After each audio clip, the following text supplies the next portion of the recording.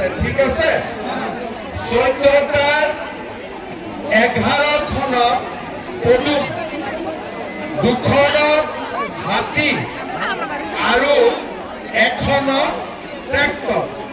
আৰু আমাৰ মানস বা কোকৰাঝাৰ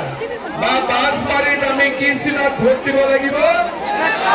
কি চিনত ভোট দিব লাগিব এটা মই একেদিন আহোঁতে ভাবি আছিলো এতিয়াতো অসমত কংগ্ৰেছৰ চৰকাৰ নাই হয় নহয় হাগামাৰ চৰকাৰ কিমান আছে নেকি হাগামাৰ চৰকাৰ কিমান আছে নেকি সেইকাৰণে মই মনতে ভাবি আছিলো কটা হাতৰ কাম নাই হয়নে নাঙলৰ দাম নাই আজিকালি কোনোবাই নাঙল চলাই নেকি নাঙল চলাই নেকি কটা হাতৰ কাম নাই নাঙলৰ কটা হাতৰ কাম নাই নাঙলৰ কটা হাতৰ কাম নাই আৰু নাঙলৰ দাম নাই হয়নে আজিৰ সভাত আমাৰ মাজত উপস্থিত প্ৰমোদ এই বিটিআৰত আজি 30 বছৰ ধৰি আন্দোলন আছিলে হত্যা আছিলে হিংসা আছিলে আৰু আপোনালোকে বহুত কষ্টৰ মাজেৰে দিনবোৰ পাৰ কৰিছিলে কোনোবা যদি ৰাতি ঘৰত আহোঁতে দেৰি হয়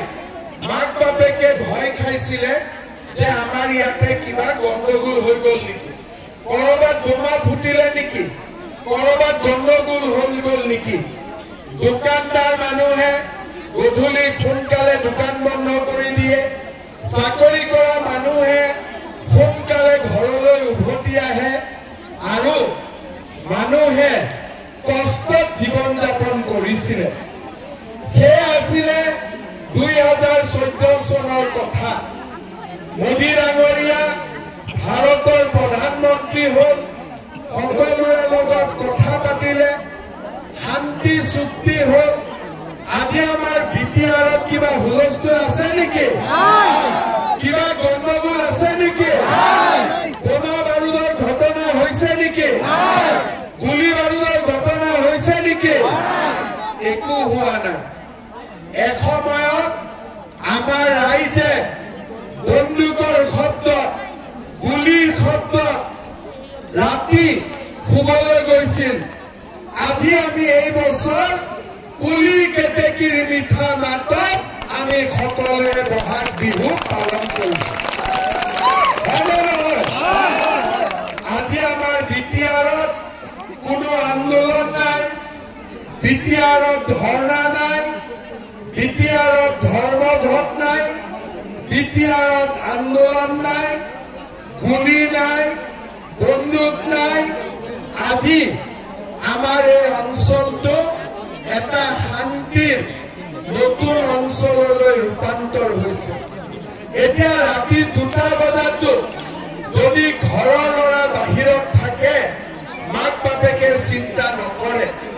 12টা বজাত আহিলেও ভাবে কৰবাত ফাংচন চাব গৈছে ঘূৰি আহি পাব আপোনালোকে জানে যে অহা 7 তাৰিখে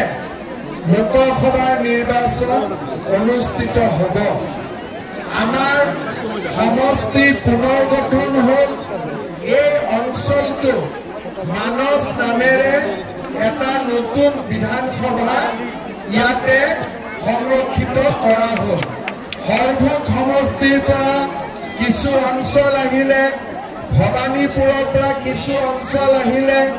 চাপাগুৰিৰ পৰা কিছু অঞ্চল আহিলে আৰু মানস নামেৰে এটা নতুন বিধানসভা হ'ল হয়নে নহয় আমি সকলোৱে খবৰটো পাইছো তাৰমানে 2026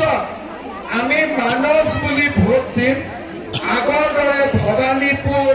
হৰভোগ বা চাপাগুৰি বুলি ভোট নিদিওঁ কিন্তু লোকসভা আগতেও কোকৰাঝাৰ আছিলে এতিয়াও আমি কোকৰাঝাৰতে ভোট দিম হয়নে আৰু কোকৰাঝাৰত আমি কাক ভোট দিম ইউপিপিএল দলত ভোট দিম জয়ন্ত বসুমতাৰীক আমি ভোট দিম হ'বনে জয়ন্ত বসুমতাৰীক ভোট দিলে প্ৰধানমন্ত্ৰী কোন হ'ব প্ৰধানমন্ত্ৰী কোন হ'ব জয়ন্ত বসুমতাৰীক ভোট দিলে প্ৰধানমন্ত্ৰী নৰেন্দ্ৰ মোদী হ'ব হয়নে যেনেকে বিজেপিক ভোট দিলে মোদী প্ৰধানমন্ত্ৰী হ'ব এজিপিক ভোট দিলে মোদী প্ৰধানমন্ত্ৰী হ'ব তেনেকে জয়ন্ত বসুমতাৰীক ভোট দিলেও নৰেন্দ্ৰ মোদীয়ে ভাৰতৰ প্ৰধানমন্ত্ৰী হ'ব হয়নে এতিয়া ৰাইজক মই কেইটামান কথা মনত পেলাই দিম আপোনালোকে